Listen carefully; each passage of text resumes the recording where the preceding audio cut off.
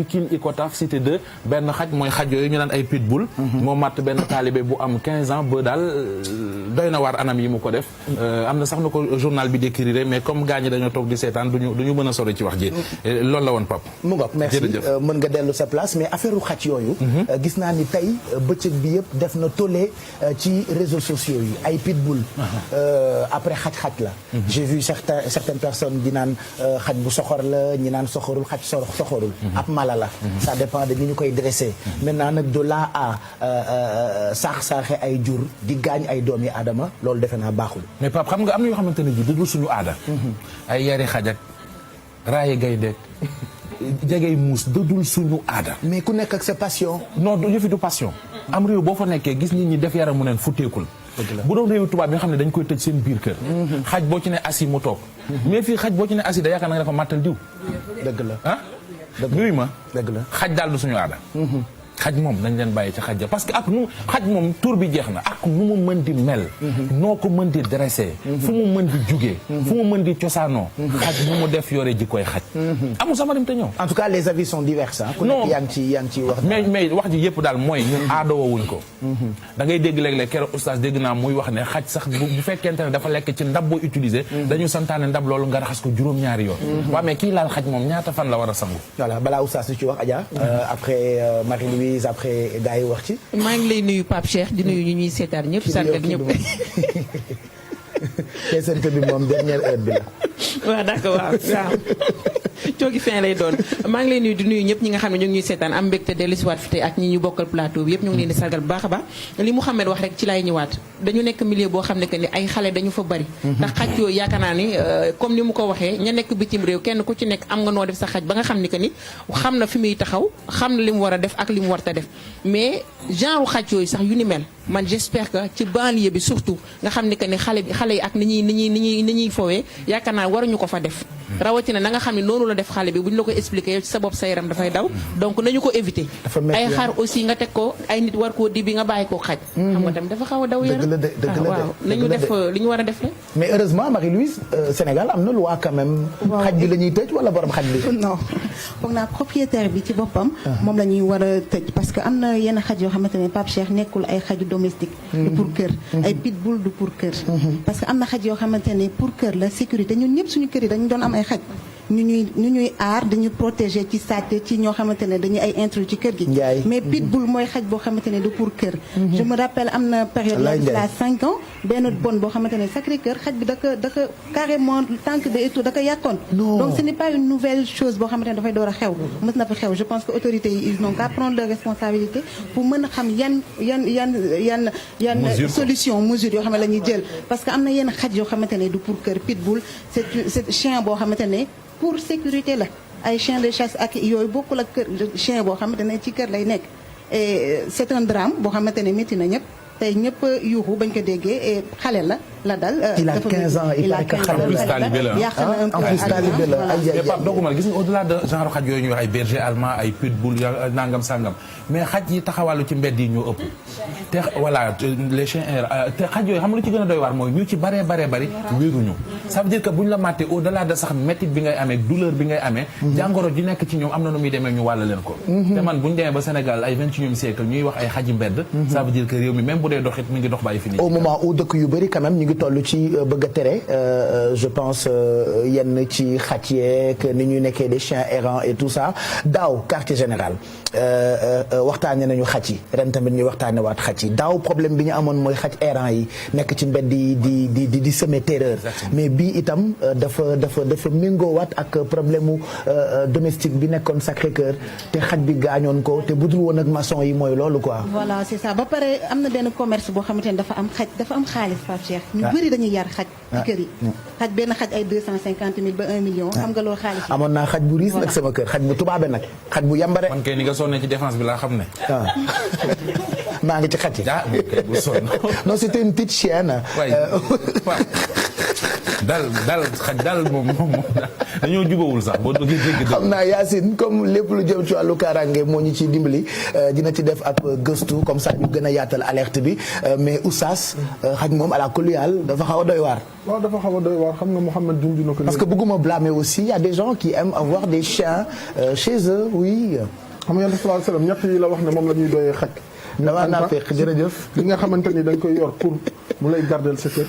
ak li nga xamante ni da nga koy yor par exemple pour mu lay gardel sa champ. ak li nga xamante ni itam da nga koy yor ngir par exemple ñoo xamante ni ay silmaxa lañu. dañuy am ay xaj yoo xamante daf leen di guider. donc ñett yooyu la wax ne moom la l'islam permettre pour nit ki mu koy yore li nga xam ne moo di ay xaj. mais tey jii Mouhamed junj lu am solo waxuma amul de boo demee si pays occidentaux yi doo gis ay tubaab ñu yar ay xër ak ay béy comme seen ay kër comme ñun niñ koy defee. cela veut dire que ne réew mu nekk ak say aada gis naa sànq comme dañuy topp actualité bi ma gisee affaire bi si réseaux sociaux yi may lire commentaire yi benn waay ne yow doo lekk yàpp ba pare bëgg a yar luy lekk yàpp yow amoo njëgu yàpp ba pare di yar loo xam ne yàpp lay dundee donc xam nga loolu c'est un peu comique mais il a raison yow mel ni man amoo njëgu yàpp sa loxo jotul sa gannaaw nga bëgg a yar loo xamante ni yàpp lay dundee bu xiifee def musiba donc yooyu yëpp c'est bon à savoir mais nit ñi nga xamante ni ñoo si loolu aussi loolu moom moo gën a metti soxna si wax na ko léegi Marie-Louise nga xam ne tey jii nii da ngay yor benn pitbull sa biir kër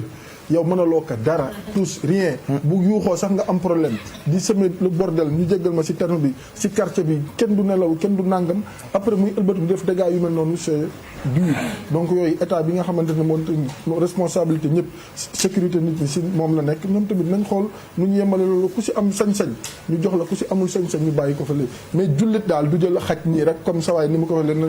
c'était une petite chienne kii nangam sangam kërëb yooyu noonu nañ ko jël ñu teg ne la parce que du suñu cosaan du suñu aada dul ñett yii dama xam ni pour ku la jiite ci télé la ñu ne te ñëpp lañ fi nekkal ñi bëgg xaj ak ñi bëggut xaj maintenant nag am na ñu ne nañu proposé assemblée loi boo xamante ni dafay tere yenn xaj yi parce que ci dëkk yu mag yi par exemple États-Unis ak France paraît-il dañoo tere yenn xaj yi parce que dégg naa seen i mâchoire rek ca taay ba muy toll rek muy indi li tax ñu koy tere ak li tax duñu ko tere ci dëkk yooyu nga xamante ni limite ñun africain si lépp rek dañ naan boo demee France par exemple boo demee États-Unis par exemple on prend toujours exemple ci dëkk yooyu donc segam dëkk yooyu ñoo koy tere waxatuma la ak ñun. non dafa am ay catégories te ñoom dañ ci dafa nekk ay lois yoo nga xamante ne actuellement ñi ngi ciy xalaat ñenn ñi teg nañ ci ay jéego lu ci mel ne France dafa am chien d'attaque chien de garde am chien de défense chien ñetti catégorie xaj yooyu. xajaloog la ñetti non dañoo gis ni mën jaaxal nañ te dañoo gis ni actuellement dafa la ñu def léegi déggal te dafa nekk actuellement à la mode. te ci sujet bu ñu dugg nga foog ñu log lañ ja te loolu actuellement gis nañ mbiru xaj nekk à la mode dafa nekk à la mode actuellement gis ngeen xale yi ku ciy dox léegi dafa mel ni feeling la nga ànd ak sa xaj mais nag pitbull daf ci bokk xaj yi nga xam ne race yi gën a danger donc dafa nekk il faut impérativement xaj yëpp a xaje non dëgg la loolu dëgg la mais comme ni nga wax bokkul suñu culture c'est vrai bokkul suñu culture mais bu ñu demee tamit ba réew mi di dox dañuy dox ànd ak moom donc comme que léegi gis nañu mooy ànd ak xaj mais du ànd ak xaj mais comme que toll nañ ci situation boobu nag fi mu toll nii mënoo fexe xaj ak muus dañ leen bàyyi fa ñu war a nekk mais loolu domestique man ànduma ci dafa am loo xamante ni comme ni ko Mamadou waxee yenn saa yi peut-être effet de mode bi dafay ñëw maintenant ñun problème bi ñu am peut-être mooy que dañuy topp ni jamono di doxee te duñu jël les mesures de précaution qu'il faut loolu mooy problème bi peut-être comme il l'a dit boo demee à l'étranger dañuy am ay xaj yu nga xamante ne bu ci nekk ak njëriñam bu ci nekk ñu yóbbu ko fi ñu ko war a yóbbu ñun malheureusement peut-être loolu mooy suñu problème man su ma la waxee ni que sama papa dafa demoon engagé ñaari pitbull yu ñuul kuk andi leen ci kër ga ñun ñu nekk di nekkee panique di tëddeeg moom di yeewandoog moom jour bi mu ñëwee ubbi cage lapin yi di xar lapin yi benn par benn il a fallu ko moom ñu woo ko mu ñëw pour mën a calmer xaj yi ci la leen jëlee ci kër gi donc là on se retrouve avec 4 chiens à la maison mais mooy pitbull yi tàqalikoo nañ ak ñun donc yooyu mooy nekk problème yi yenn saa yi c'est pas parce que xaj baaxul wala nangam ku nekk ak li nga koy doyee oustaz l'a bien dit kii dina soxla ku garder këram kii soxla leneen ku nekk ak bëgg-bëggam c'est important maintenant il faut juste que les mesures qu'il faut mu suivre je pense que c'est le plus important voilà je pense que mission Yacine Seye Diop la nar a doon ñu ngi ñuy xamal ni depuis 1999 moom pitbull il est considéré comme dangereux il fait ainsi partie de la catégorie numéro 1 des chiens dangereux yu ñu tere sax di ko jënd ak di ko jaay mooy ah voilà c'est ça dafa xaj bu ñaaw la bon après mu ngoog am nañu ko bëgg am nañu ko bëggut mais lii mu def tey àdduna yëpp dañu ko naqarlu te du Sénégal rek la ko def ci dëkk yu bëri boo fa demee on peut te raconter beaucoup de cas yoo xamante ni xaj bi di pitbull moo leen ko yóbbee donc daañu ci def gëstu n'est-ce pas Yacine pour sécurité wu doomu aadama yi. Ce sera avec plaisir comme ni ma koy faral di waxee rek. c'est de yàlla. Pape Cheikh sécurité dafa nekk loo xam ne si réew boo mënti dem surtout dañuy faral di jël exemple si pays développés yi daanaka 60 à 70% si seen budget dañ koy jagle li nga xam ne mooy sécurité. parce que bis bu jéeyee amee rek lépp loo tabaxoon day rës te da nga koy recommencer waat. te wàllum sécurité bi nag au Sénégal war nañ ko renforcer bu baax parce que c'est pas normal xaj bu mel ni di traîner si mbedd bi ba faat ci li nga xam ne mooy benn taalibe donc quelque part am na benn manque de vigilance. mu ngoog donc loolu moo nekkoon suñu entrée en matière ñi fi am xaj nag classe Mamadou Ndoye Bane gi moom kenn mënulu ko dara moom Mamadou Ndoye Bane la nit mënulu dara te ay xajam ragaluñ ko te ku yeewu fajar ba gis Ndoye Bane war a daw ay xajam nag daayuñu kon ci ngeen war a xam ni xaj daa bëri fit c'est comme xaj yi dawuñu Mamadou Ndoye Bane kon xaj bëri na fit man loolu naqari na ma torop on a des waaye xaj yu bari wax waaw mu ngoog